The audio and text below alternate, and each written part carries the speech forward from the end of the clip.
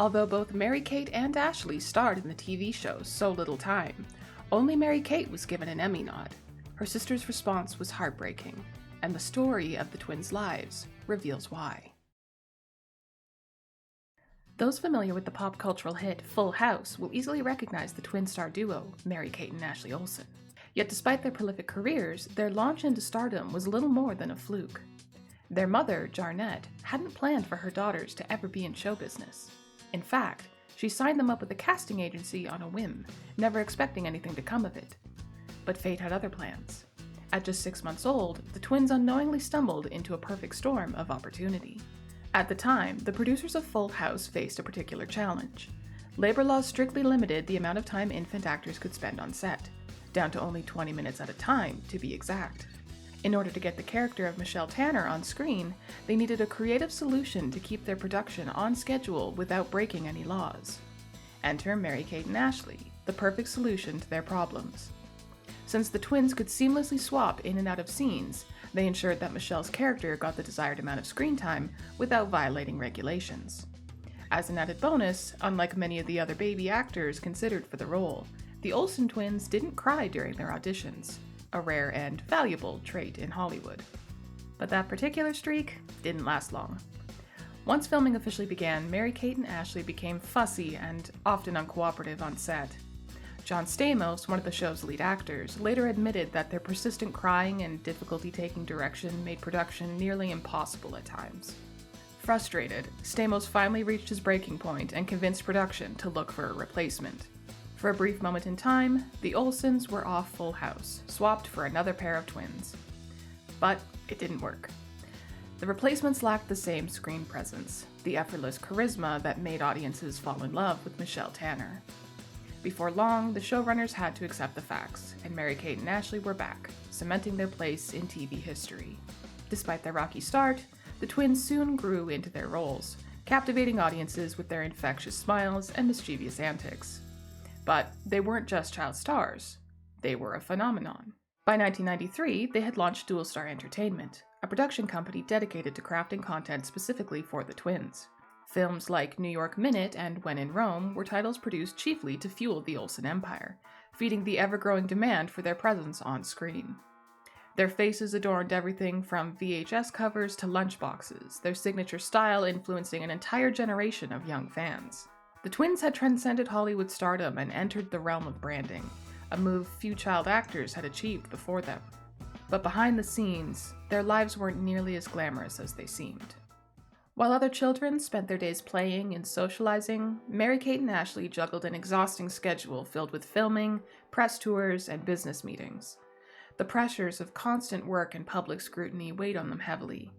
Looking back on those years, the twins later admitted that their childhood felt more like a performance than real life, saying they felt like little monkey performers, with Mary-Kate admitting, "I would never wish my upbringing on anyone." Things became even more complicated in 1996 when their parents, Dave and Jarnette Olsen, decided to part ways. Though the couple publicly maintained that the split was amicable, rumors quickly spread that the girl's skyrocketing fame had played a role in the divorce. Some whispers suggested that Jarnette and Dave had conflicting views on their daughter's future, with one parent wanting to pull them away from Hollywood, while the other saw no harm in continuing their ascent. Despite the turbulence in their personal lives, the Olsen twins continued to maintain a polished, wholesome image in the public eye. But as they grew older, cracks in that carefully crafted facade began to show. It all started with a single photograph. A teenage Mary-Kate, out at a party, captured in a candid moment with a drink in hand. It wasn't unusual behavior for someone of her age, but for the Olsen twins, who had built a career on being America's sweethearts, it marked a turning point in how the public saw them. The tabloids pounced, running headlines that painted Mary-Kate as a wild child on the verge of rebellion. It was a stark departure from the clean-cut image fans had come to expect. Unfortunately, Hollywood still had other cruel lessons to teach them. Scandalous photos don't just leak on their own. Someone has to put them out there. And in Mary-Kate Olsen's case, that someone was Spencer Pratt. Before he became infamous on the Hills, Pratt was just another face in Hollywood's social scene. One night, he attended the same party as Mary-Kate, and saw an opportunity that would end up earning him a quick $50,000. He snapped a photo of her and sold it to the tabloids, a betrayal that would haunt Mary-Kate for years. If Pratt felt any remorse, he never showed it. In fact, years later, he even bragged about the incident in an interview. But Mary-Kate wasn't one to let things slide. In a 2008 appearance on The Late Show with David Letterman, she responded with quiet but cutting shade, briefly discussing his bad temper and hinting at him being not so great a person. She kept her critiques subtle and classy, but Pratt, seemingly unable to help himself from adding further fuel to the fire, fired back. He launched a string of petty insults in the tabloids, going so far as to call Mary-Kate the less cute twin, and, in a particularly unnecessary dig, a famous troll. But as frustrating as Pratt's antics were, they were just a footnote in the larger storm that was brewing around the twins. For most child stars, growing up in the public eye comes with challenges, but for Mary-Kate and Ashley, the scrutiny took a disturbing turn. As they approached their 18th birthday, a wave of unsettling websites began popping up, complete with countdown clocks ticking away the days until they were legally adults. Desperate to fight back, the twins issued cease and desist letters to some of the worst offenders. But in the end, shutting down a website is a lot easier than shutting down the public's obsessive gaze. The invasion of their privacy wasn't just digital, it followed them everywhere, even on vacation. During a trip to Hawaii, paparazzi relentlessly pursued them, capturing every moment, including shots of them in their swimsuits. When the photos splashed across tabloids, Ashley was devastated. She later described the experience as my worst nightmare. And it wasn't just the media's prying eyes that made their lives difficult. Rumors also swirled about their health. In her later teen years, Mary-Kate would end up battling an eating disorder. A while later, Ashley would have her own health struggles, quietly battling Lyme disease and suffering from exhaustion, headaches, joint pain, and rashes. Some speculate that her declining health was a significant factor in her decision to step away from Hollywood. By 2004, the twins were ready for a change. They enrolled at NYU, hoping to carve out a sense of normalcy in their rather abnormal lives. But even that came with its own set of challenges. Filling out a college application was a bizarre experience for them. As Mary-Kate later joked, what are we supposed to say? Videos, movies, dolls, fashion lines? Their approach to student life was equally unconventional. While most freshmen crammed into tiny dorm rooms, the Olsen twins moved into a lavish $7.3 million penthouse in the West Village. But despite the glamorous setup, their college experience quickly unraveled. Despite their best efforts, the twins struggled at NYU. Mary-Kate, in particular, seemed miserable. She became more open around this time about her struggles with ADD, stating, "I get extra time to take tests because of my ADD. Everybody's brains work differently, and I just need longer for things to register." She frequently skipped class and looked for ways to study remotely from Los Angeles. Eventually, she dropped out, and true to their inseparable bond, Ashley followed suit. Some chalked the decision up to disinterest, but there was a darker side to their departure. The twins suspected their classmates were secretly photographing them and trying to catch them in compromising situations, much like what had happened to Mary-Kate in the past. Feeling unsafe, they made the decision to leave New York behind. Their time at NYU may have been short-lived, but it was a turning point. It marked the beginning of their slow retreat from the Hollywood spotlight, a decision that, in many ways, would define the next chapter of their lives. By the mid-2000s, Mary-Kate and Ashley Olsen stepped away from acting and pursued a completely different path: fashion. After dabbling in tween apparel with a Walmart deal, they rebranded themselves as high-fashion designers, launching the luxury label The Row and the contemporary line Elizabeth and James, named after their siblings. The transition appeared rather seamless, but behind the scenes, life wasn't always picture perfect. Like many in their industries, the twins have been rumored to have had cosmetic procedures. But for Ashley, one of those procedures turned into a nightmare.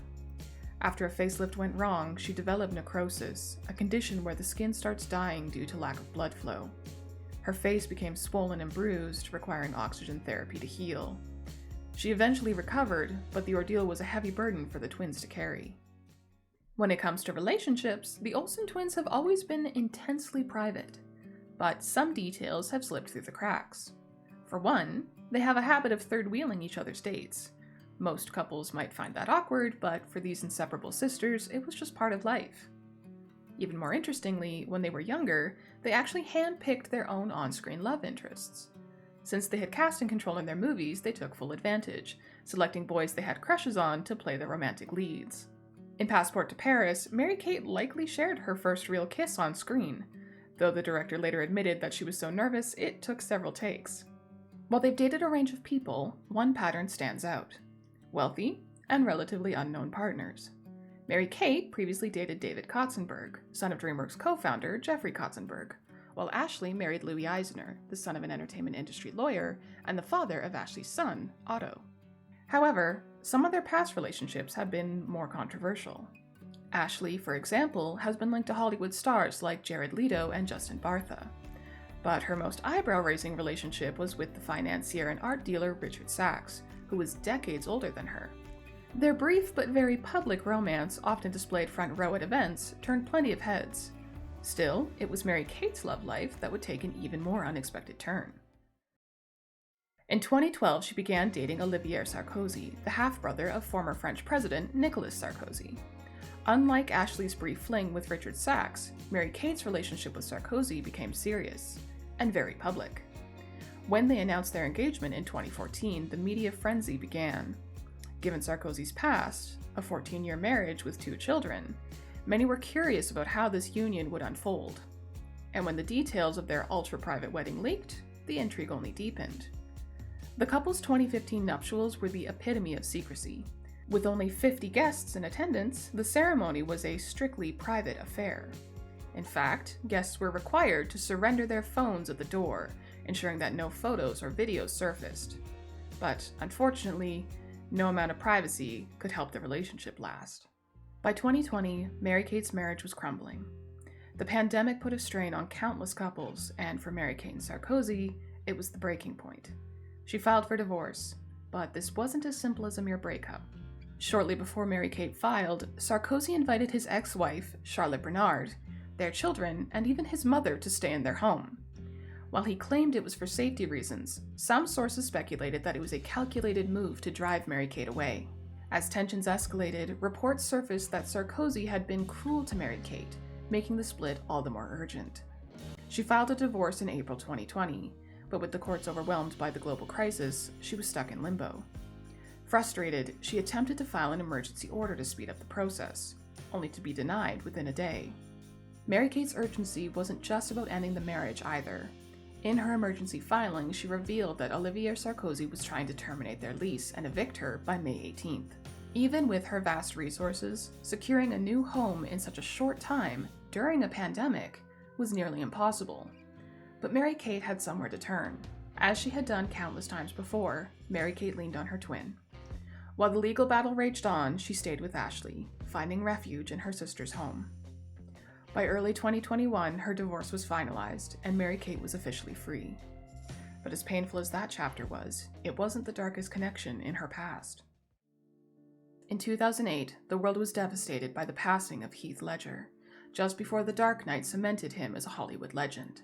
But hidden beneath the headline was a mysterious detail. Mary-Kate Olsen was the first person contacted that day.